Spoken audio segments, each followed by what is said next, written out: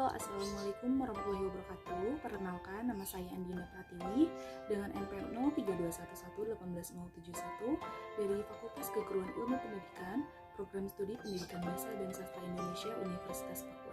Di sini saya akan menampilkan video pembelajaran untuk memenuhi tugas micro teaching dengan materi teks ceramah. Selamat menyaksikan. Baik, sudah siap semuanya? Siap, Bu. Baik. Siap, Ibu. Assalamualaikum warahmatullahi wabarakatuh. Waalaikumsalam warahmatullahi wabarakatuh. Bagaimana kabarnya anak-anak hari ini? Alhamdulillah baik, Ibu. Alhamdulillah baik, Bu. Kalau gitu ya. Baik, hari ini kita akan memulai pembelajaran masih tetap daring karena kondisi yang tidak memungkinkan untuk kita belajar secara langsung di kelas ya. Jadi Bu harap kalian tetap menjaga kesehatan, menjaga protokol kesehatan juga. Jangan lupa minum vitamin, jangan lupa banyak minum air juga ya.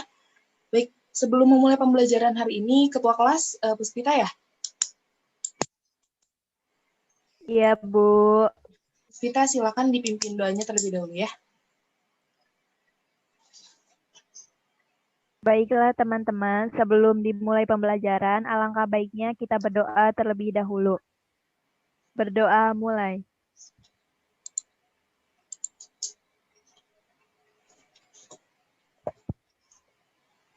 Amin. Terima kasih ya Puspita. Berdoa selesai. Terima Iya, kasih. Bu. Untuk sekretaris siapa? Desti ya?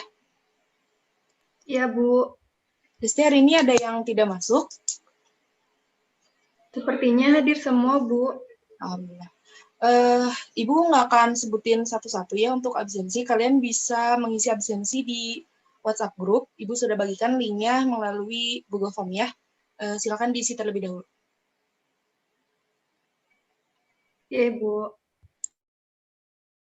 Baik, Bu.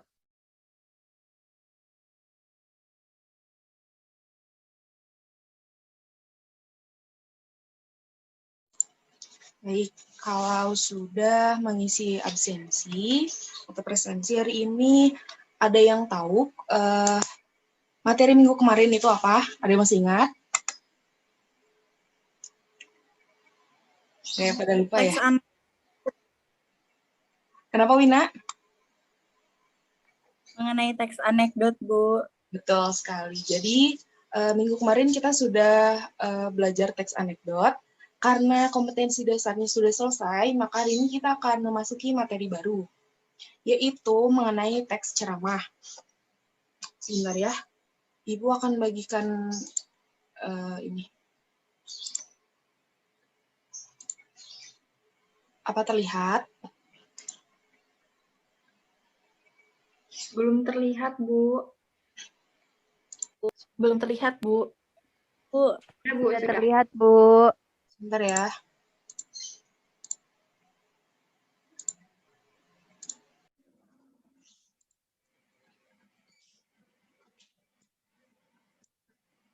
Nah, untuk selanjutnya itu Ibu punya, Ibu punya teks ceramah. Ibu ingin Puspita bisa bantu Ibu untuk bacakan teks ceramahnya. Bisa, Bu. Baik, sebentar ya.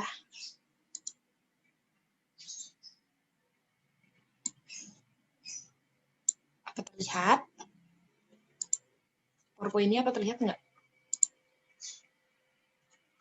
Terlihat, Bu.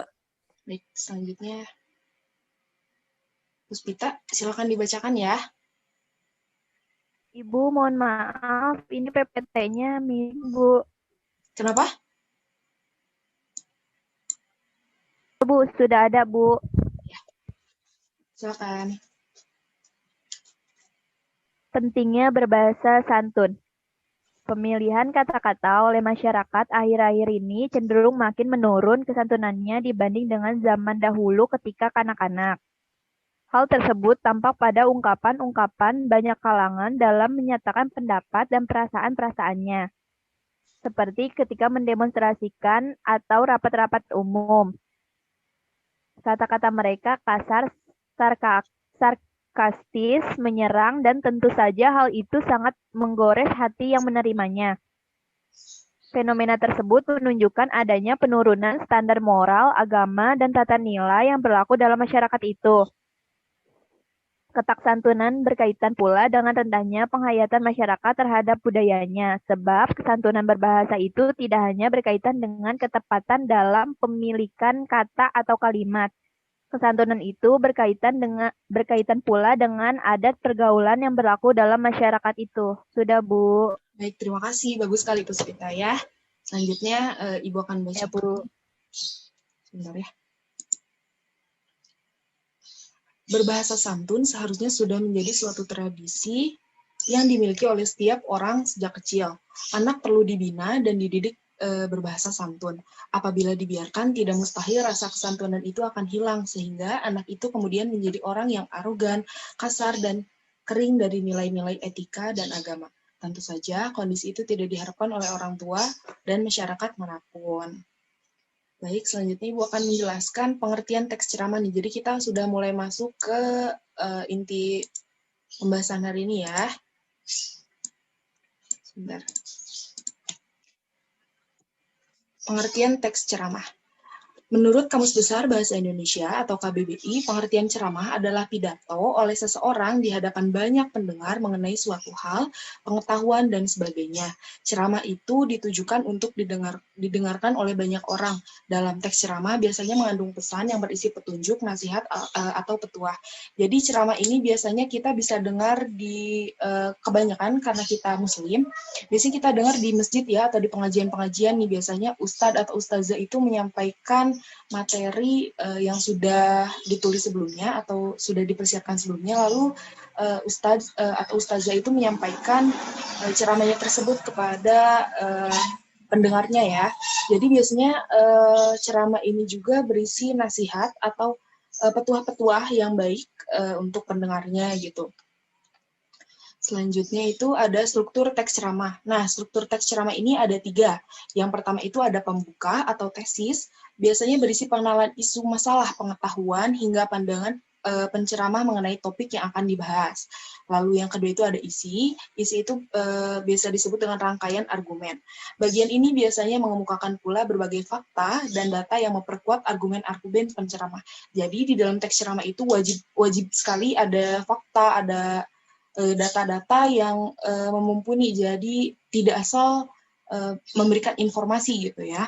Dan yang terakhir itu ada penutup. Biasanya penutup ini atau kita sebut penegasan kembali, merupakan penegasan kembali mengenai apa yang disampaikan dalam ceramah tersebut. Hal ini bertujuan untuk memastikan ceramah tidak memberikan pemahaman yang keliru dari yang dimaksud, hingga agar diingat oleh pendengarnya. Jadi tadi yang Ibu sampaikan, jadi teks ceramah itu harus ada fakta dan datanya, kalau enggak, biasanya kalau zaman sekarang tuh disebutnya hoax gitu ya. Jadi ceramah tuh wajib sekali ada fakta dan data-data yang dimiliki gitu ya, biar nanti pendengarnya juga nggak salah kaprah, nggak salah menerima gitu ceramah yang diberikan. Lalu selanjutnya itu ada kaidah kebahasaan teks ceramah. Kaidah kebahasaan itu ada 5.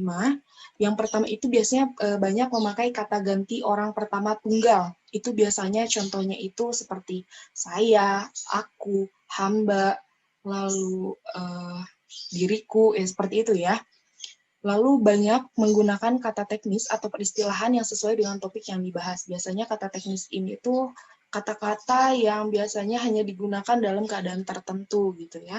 Lalu yang ketiga menggunakan kata-kata yang menunjukkan hubungan sebab akibat atau argumentasi. Yang keempat memakai kata kerja mental, dan yang terakhir menggunakan kata persuasif. Nah, kata persuasif ini biasanya dalam teks ceramah itu sangat digunakan di akhirnya. Biasanya marilah kita bersama-sama, atau ayo kita sebagai manusia bla bla bla bla, seperti itu ya. Biasanya itu merupakan kata persuasif. Nah, ada ciri-ciri teks ceramah. Ciri-cirinya yang pertama ada sesuatu yang dijelaskan atau diinformasikan untuk memperluas pengetahuan para pendengar. Tadi yang seperti Ibu sampaikan, biasanya teks ceramah itu menginformasikan sesuatu yang sudah dipersiapkan oleh penceramah ya terhadap pendengar. Lalu yang kedua, disampaikan oleh seseorang yang memiliki keahlian atau dianggap pakar dalam bidang atau disiplin ilmu yang diceramahkan. Jadi biasanya orang yang penceramah ini tuh biasanya yang sudah berpengalaman gitu ya. Bukan berarti yang tidak berpengalaman tidak boleh memberikan ceramah. Boleh-boleh saja, asal apa yang disampaikan itu akurat dan benar ya, ada faktanya. Seperti itu. Lalu selanjutnya, terdapat ajakan atau persuasi untuk mengubah sikap atau melakukan tindakan terhadap materi yang dibicarakan. Maksudnya apa sih, Bu? Jadi maksudnya terdapat ajakan atau persuasi yang seperti Ibu sampaikan tadi. Marilah kita bersama-sama, misalnya ya, marilah kita bersama-sama menjaga kebersihan lingkungan agar tidak ada pencemaran atau agar tidak banjir. Itu biasanya di akhir ceramah tuh ada yang seperti itu ya. Lalu berisi argumen yang menguatkan topik yang dibicarakan. Nah, argumen ini tuh biasanya pendapat dari si penceramah ini.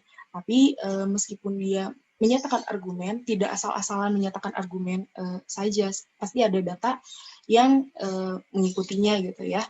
Lalu selanjutnya memiliki fakta dan data yang memperkuat argumen dalam teksnya. Seperti yang aku jelaskan tadi. Dan yang terakhir terdapat komunikasi dua atau banyak arah antar pembicara dan pendengar, yaitu berupa dialog, tanya jawab, kolom komentar, tanggapan video jika daring, dan sebagainya. Nah, kalau misalnya di ceramah itu biasanya ada sesi tanya jawab ya, di akhirnya misalnya si penceramah sudah memberikan materi yang diberikan, lalu biasanya ada yang bertanya nih ibu-ibu misalnya, Ustadz, saya mau tanya dong, atau Bu Ustazah, saya mau tanya dong, seperti itu ya.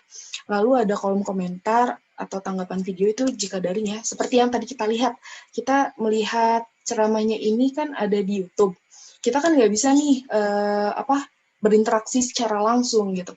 Nah, salah satu caranya itu dengan bertanya melalui kolom komentar. Namun, jangan lupa juga menggunakan bahasa yang sopan, santun, seperti itu ya. Dan jangan menyakiti hati orang lain ya.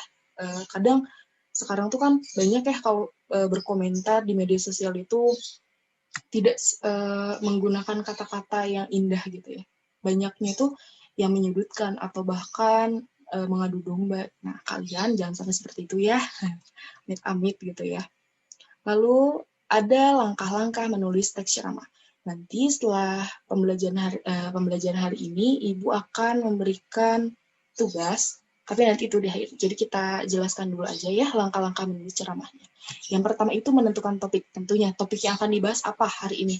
Apakah tentang kebersihan, apakah tentang pendidikan, apakah tentang kehidupan, keagamaan, atau dan lain sebagainya.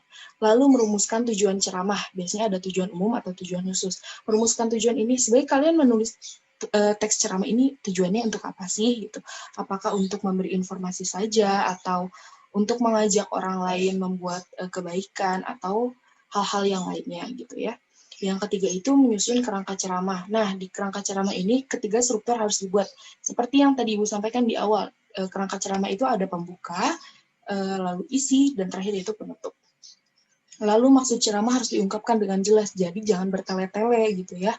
Apa yang ingin disampaikan, poinnya ini A, B, C, D gitu ya. Jadi harus terstruktur dan jangan bertele-tele. Lalu, pastikan setiap bagian kerangka hanya memiliki satu gagasan pokok saja.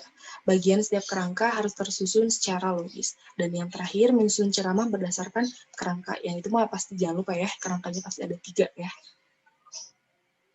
Nah, karena pembelajaran kita, tadi Bu sudah jelaskan juga ya. Sebentar. Hari ini, Ibu akan membagi kalian menjadi 2 kelompok. Ibu tadi sudah membagikan mengacak kelompoknya itu pakai aplikasi ya di handphone, jadi membaginya secara rata. Nah, karena kalian tadi sudah melihat video dan membaca teks ceramah, Ibu ingin membagikan 2 kelompok. Tadi kelompok pertama itu ada Desti dan Meldani ya, untuk kelompok 1. Lalu untuk kelompok 2 itu ada Puspita, Nuraini, dan Wina. Bu, tugasnya apa?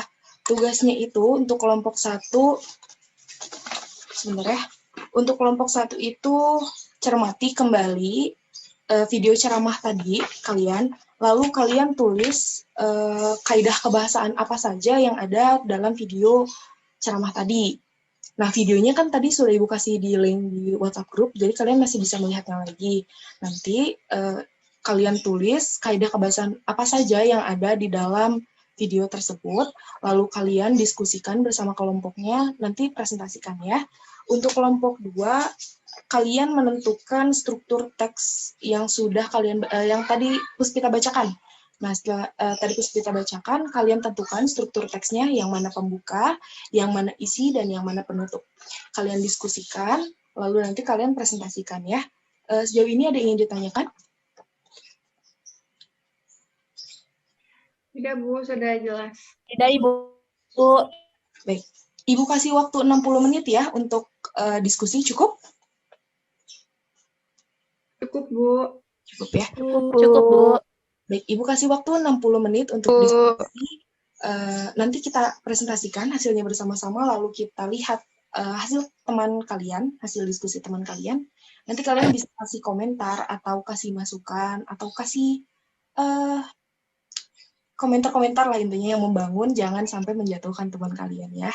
Baik, karena Ibu sudah kasih kelompoknya, silakan didiskusikan 60 menit. Ibu kasih waktu dari sekarang ya. Nanti kalau sudah bisa dikasih tahu Ibu di WhatsApp grup Ibu, saya sudah selesai gitu ya. Iya, Bu. Baik, selamat mengerjakan semuanya, semangat. Baik, Bu. Terima kasih. Baik, Bu.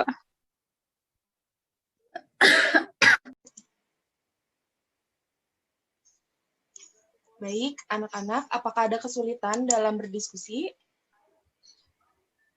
Tidak, Bu. Tidak. Tidak, Tidak, Bu. Bu. Sudah selesai diskusinya?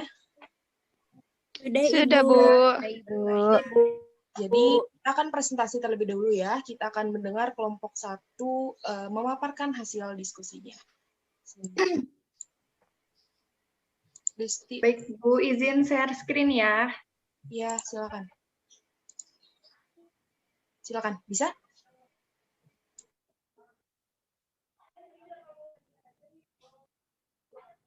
Udah ada ya, Bu?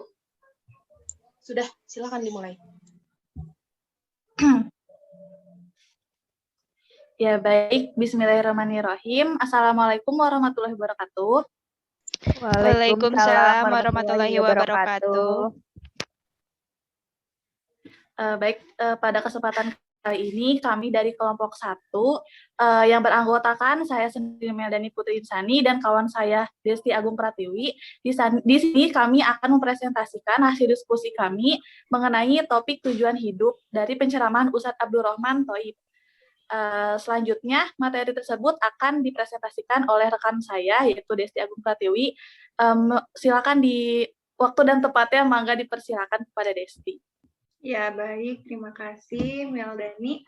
Di sini saya akan mempresentasikan mengenai apa saja kaidah kebahasaan yang ada di video tadi ya, yang tentang ceramah tadi.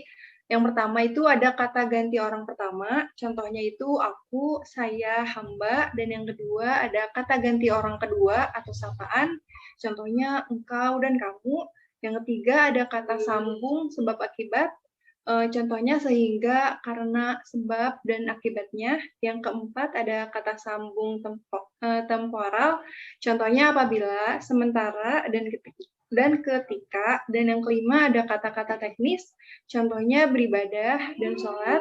Yang keenam ada kata-kata mental, contohnya sedih, bahagia, menikmati, dan bersenang-senang. Dan yang terakhir ada kata-kata persuasif, contohnya marilah. Mungkin segitu jawaban yang tadi atas Ibu yang sudah berikan mengenai apa saja kaidah kebahasaan yang terdapat di video ceramah tadi.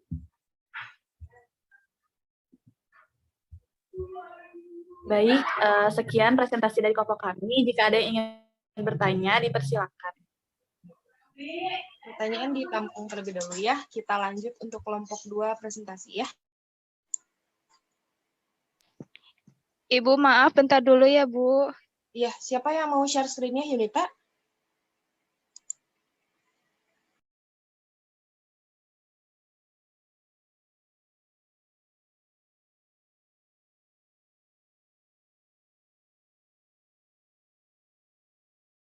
Jadi, ketika kami sudah berdiskusi bersama kelompok kami, di sini ada pun hasil yang kami dapatkan.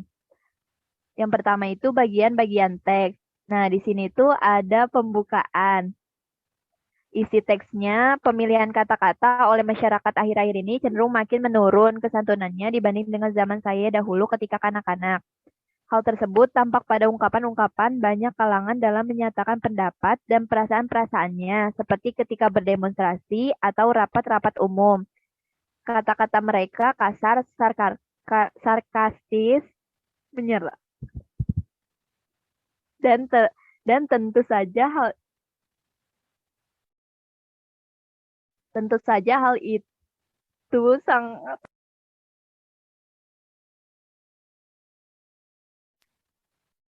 sangat menggoda hati yang menerimanya. Selanjutnya penjelasan. Nah, di sini ada pembukaan. Bagian ini berisi salam pembuka, ucapan penghormatan, dan ucapan syukur. Selanjutnya pengantar. Bagian ini adalah paragraf pengantar yang mengarah pada topik. Biasanya pengantar berasal dari informasi atau berita yang faktual yang masih terkait dengan topik ceramah. Selanjutnya akan dijelaskan oleh Wina Respiana.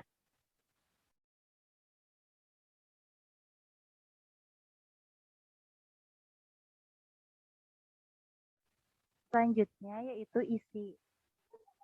Isi teksnya yaitu fenomena tersebut menunjukkan adanya penurunan standar moral, agama, dan tata nilai yang berlaku dalam masyarakat itu. Serta santunan berkaitan pula dengan rendahnya penghayatan masyarakat terhadap budayanya. Sebab kesantunan berbahasa itu tidak hanya berkaitan dengan ketepatan dalam pemilikan kata atau kalimat. Kesantunan itu berkaitan pula dengan adat pergaulan yang berlaku dalam masyarakat itu. Nah, penjelasannya itu ada inti.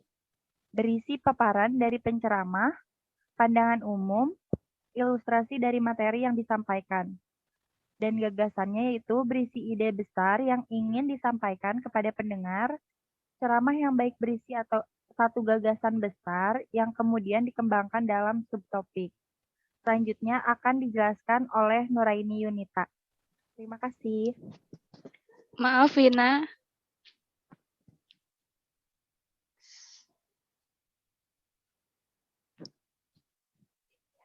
Wina, maaf kebawahin. Nah, terakhir itu ada penutup. Berbahasa santun seharusnya sudah menjadi suatu tradisi yang dimiliki oleh setiap orang sejak kecil. Anak perlu dibina dan dididik berbahasa santun. Apabila dibiarkan, tidak mustahil rasa kesantunan itu akan hilang, sehingga anak itu kemudian menjadi orang yang arogan, kasar, dan kering dari nilai-nilai etika dan agama. Tentu saja kondisi itu tidak diharapkan oleh orang tua dan masyarakat manapun. Penjelasannya, Wina terlalu besar, Wina. Penjelasannya itu simpulan, ucap permintaan maaf, dan salam penutup. Sekian presentasi dari kami. Wassalamualaikum warahmatullahi wabarakatuh. Waalaikumsalam warahmatullahi wabarakatuh.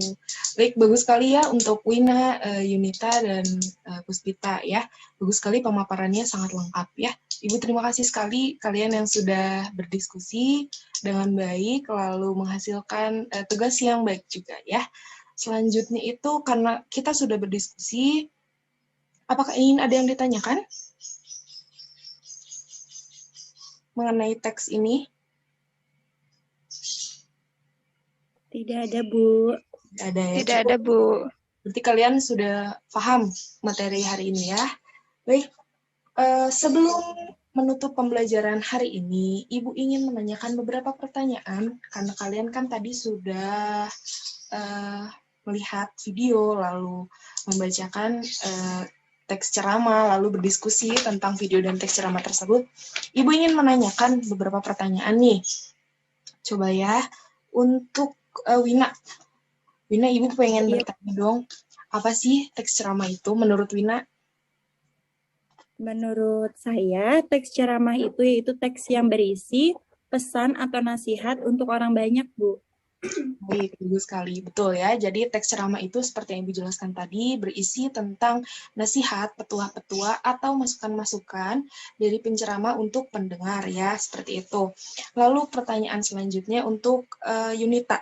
Yunita, Ibu ingin bertanya, apa saja struktur teks ceramah yang Ibu jelaskan tadi? Ada pembuka, isi, dan penutup. Baik, bagus sekali, betul. Jadi struktur teks ceramah itu ada 3 ya, jangan lupa. Yang pertama itu ada pembuka, isi, dan penutup. Lalu untuk pertanyaan terakhir, untuk Meldani ya. Meldani, Ibu ingin bertanya, sebutkan 3 kaidah kebahasaan teks ceramah. Tadi itu, izin menjawab ya Ibu. Ya, silakan. Menggunakan kata ganti orang pertama, menggunakan kata persuasif, dan menggunakan peristilahan. Betul sekali. Jadi, seperti yang dijelaskan Meldani barusan, atau yang disebutkan Meldani barusan, jadi sebenarnya struktur kaidah kebahasaan teks ceramah itu sebenarnya ada 5, tapi Ibu minta 3 aja. Dan alhamdulillah ternyata kalian sudah menguasai untuk materi hari ini. Jadi Ibu harap kalian tetap belajar untuk materi hari ini untuk ulangan minggu depan ya. Jadi minggu depan Ibu akan adakan ulangan mengenai materi hari ini. Jangan lupa untuk belajar, dibuka-buka lagi, lalu dihafalkan apa saja tadi materi yang Ibu kasih. Nanti untuk masalah PowerPoint, video, dan lain-lain, Ibu akan bagikan di grup WhatsApp ya. Baik, untuk pertemuan hari ini Ibu rasa cukup. Mungkin jika ada yang ingin bertanya, silakan bertanya langsung melalui WhatsApp saja ke Ibu. Pertanyaan apapun, silakan. Ibu harap kalian tetap jaga kesehatan, tetap jaga semangat belajarnya. Jangan lupa terus untuk minum vitamin, lalu perbanyak minum air putih, mematuhi protokol kesehatan, mencuci tangan, menjaga jarak, dan menggunakan masker. Mungkin sekian pembelajaran kita hari ini. Mohon maaf bila ada kesalahan dari Ibu. Ambil sisi baiknya, buang sisi buruknya. Tetap semangat. Wassalamualaikum warahmatullahi wabarakatuh. Waalaikumsalam. Waalaikumsalam warahmatullahi wabarakatuh. Terima kasih, Terima kasih, Bu. Sama-sama.